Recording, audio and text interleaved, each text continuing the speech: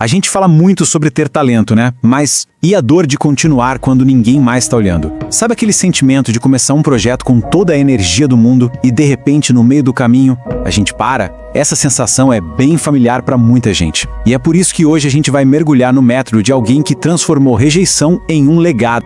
Pois é. Quem nunca se empolgou com uma nova rotina na academia, um projeto pessoal, um grande sonho e viu tudo desmoronar quando a coisa ficou difícil? É uma história que se repete.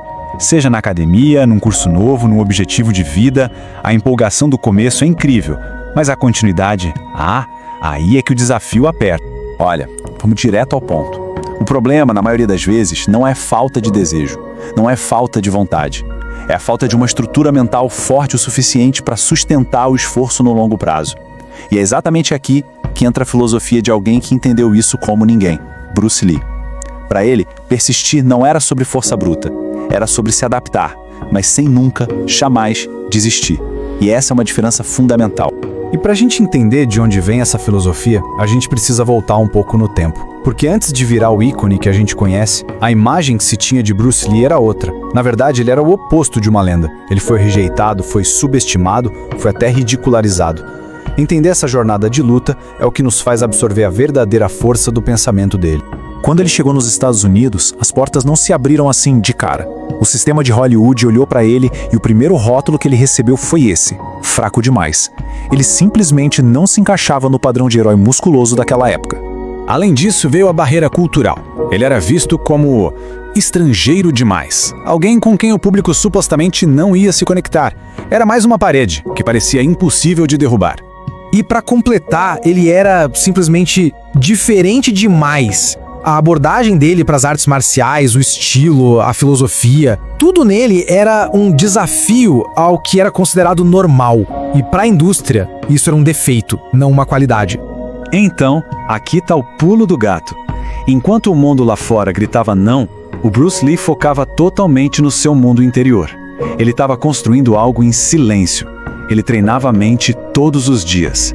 Escrevia metas, visualizava cenas de luta, estudava filosofia. A persistência dele não era teimosia. Era uma consistência invisível, forjada dia após dia, bem longe dos holofotes. E é dessa disciplina mental, forjada no silêncio, que nasceu seu ensinamento mais poderoso. Uma filosofia que não fala só sobre continuar, mas que muda completamente as regras do jogo. Vamos entender como isso funciona. E aqui está a essência de tudo. O que é genial nessa frase é como ela é simples, mas ao mesmo tempo profunda. Não se trata de fazer 1000 coisas diferentes de um jeito superficial. Se trata de dominar uma única coisa com uma profundidade implacável. É a diferença entre ser um amador em tudo e um mestre em algo. E aqui a gente vê essa diferença de um jeito bem claro.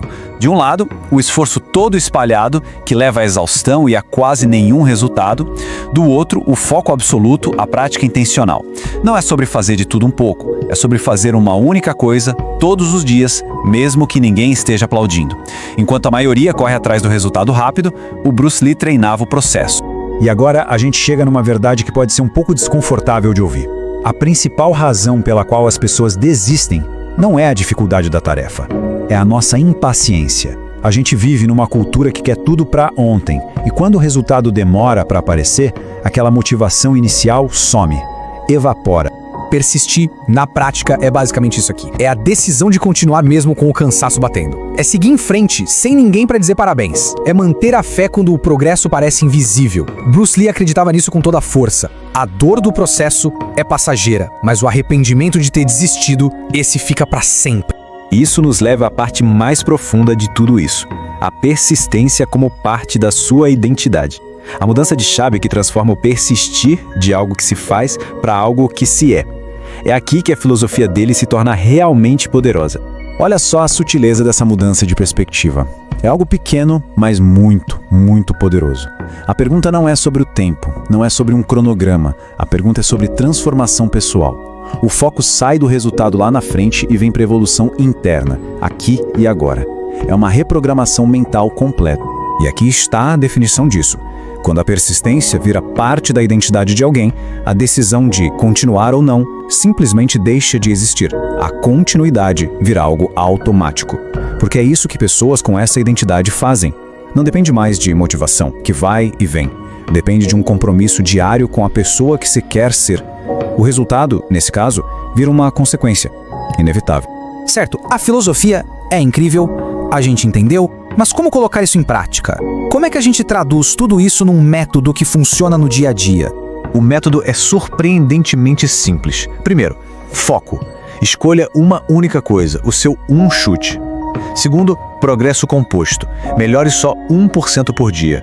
São ganhos pequenos que, com o tempo, viram uma bola de neve. Terceiro, e este é crucial, disciplina inegociável. A preguiça não pode nem sentar na mesa de negociação. E quarto, flexibilidade. Se o caminho não está funcionando, tudo bem adaptar o método, mas o objetivo final, esse permanece intocado. No fim das contas, é isso. É isso que separa os bons dos lendários. O talento pode até dar um bom começo, uma vantagem inicial, mas é a persistência, a capacidade de continuar quando tudo dói, que constrói um legado. Bruce Lee não venceu porque era o mais forte desde o início. Ele venceu porque se recusou a parar. E para fechar, fica essa reflexão do próprio Bruce Lee. A água é o símbolo perfeito da persistência que se adapta. Ela contorna os obstáculos, muda de forma, mas o seu movimento para frente é constante. Ela sempre acha um caminho. A pergunta que fica no ar é: qual é o chute na vida de cada um que precisa ser praticado 10.000 vezes?